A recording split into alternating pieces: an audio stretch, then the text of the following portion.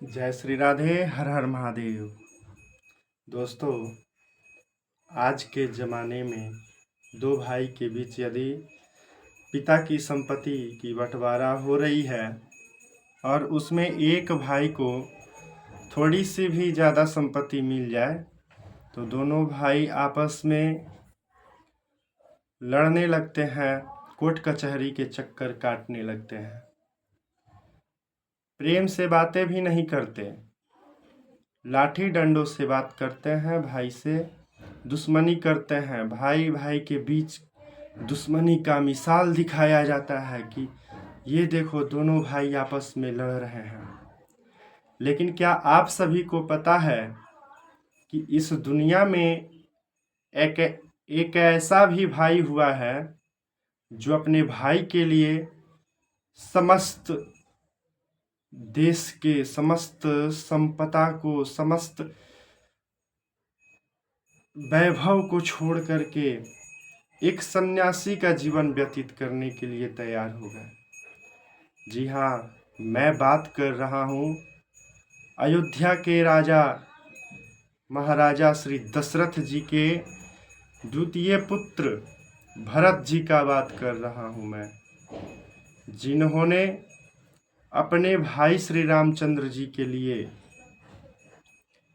जो राज उनके समक्ष परोस दिया गया था एक थाली में सजाकर, राम जी ने भी राज्य को छोड़कर जब जंगल को चले गए थे माँ कैकेयी के दो वरदानों के वजह से, तो भरत जी उस समय शहर से बाहर थे। लेकिन जब वापस आए अयोध्या में तो उनको सारी कहानी जब पता चली तो वो अपने भाई के लिए खुद अपनी माता से भी बात करना छोड़ दिए, बात करना बंद कर दिए और समस्त सामग्री को लेकर रथ, हाथी, घोड़े, बाजे, नाना प्रकार के फल इत्यादि भोग सब लेकर के भगवान श्री रामचंद्र जी के पास वनवास में गए थे, ढूंढते ढूंढते कि अपने भैया को हम वहीं से मना कर लाएंगे और पुनः अयोध्या के राजा उनको बनाएंगे।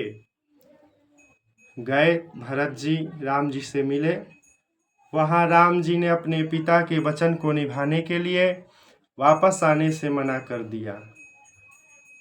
फिर भरत जी ने क्या किया पता है आपको?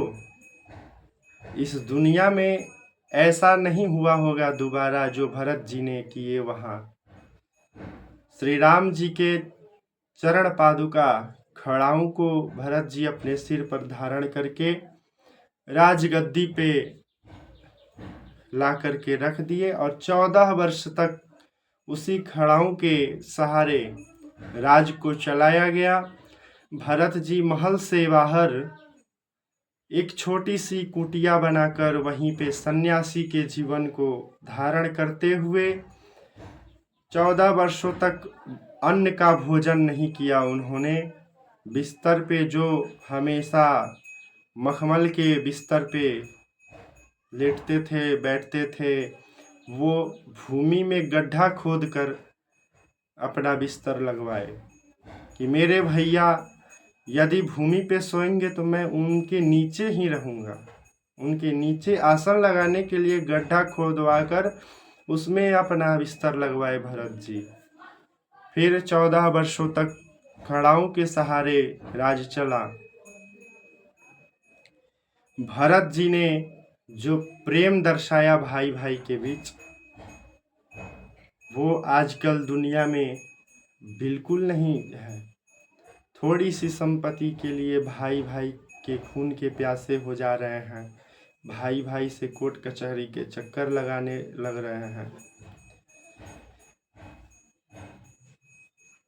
और क्या कहूँ मैं, आगे कुछ शब्द ही नहीं निकल रहा है उन दोनों के भ्रातृत्व प्रेम को देखते हुए।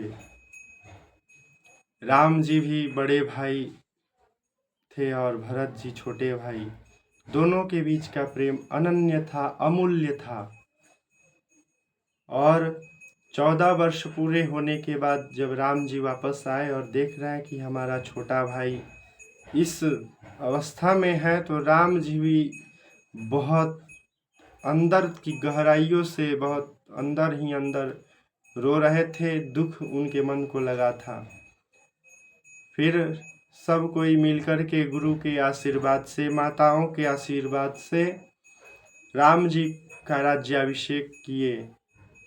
तो देखिए यहाँ दिखाया गया है, इस कहानी का अर्थ ये है कि हम सभी भाई को, बड़े भाई और छोटे भाई को श्री राम जी के ही और भरत जी के ही मर्यादाओं पर चलना चाहिए, उनके बनाए हुए बताए हुए सीमाओं पर चलना चाहिए।